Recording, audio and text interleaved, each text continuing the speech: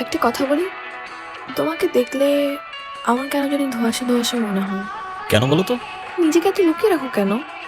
সত্যি করে বলো তো তুমি আসলে কে? মানুষ। চলো চলো। Hello hello Afrin.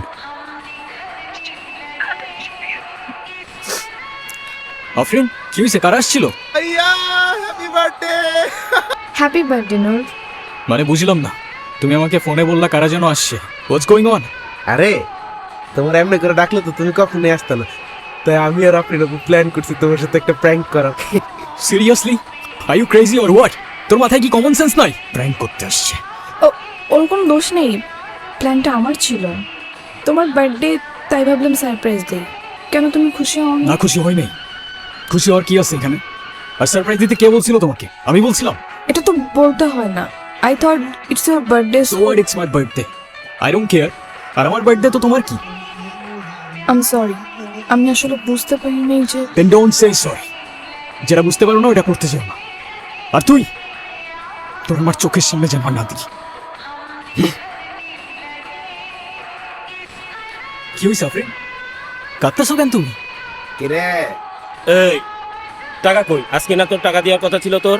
তুমি চাইলে অন্যভাবেও পরিশোধ করতে পারো। কিভাবেই বা করবো? আমার পাশে তো কেউ নেই যে এসে দাঁড়াবে। তুমি কতটা স্ট্রং হয়তো তুমি নিজেও জানো। আর আমি তোমাকে বলছি, কয়টা মেয়ে সাহস করতে পারে তোমার? আর কেউ না থাকলেও আমি থাকবো তোমার পাশে। ওরা তোমাকে সেকেন্ড টাইম আর কখনো ডিস্টার্ব করতে আসবে না, আমি তোমাকে কথা দিচ্ছি। ফ্যামিলিতে কে কে আছে? আমি একা, অনাথ আমি। তফাৎ শুধুই শিরদার।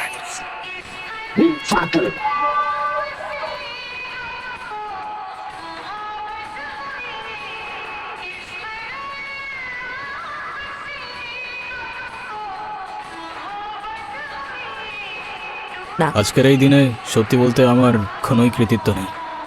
সত্যিকারের নায়ক ছিলেন প্রফেসর সাইদ। তার অ্যান্টিডোট আজ হাজারো মানুষের প্রাণ বাঁচিয়েছে।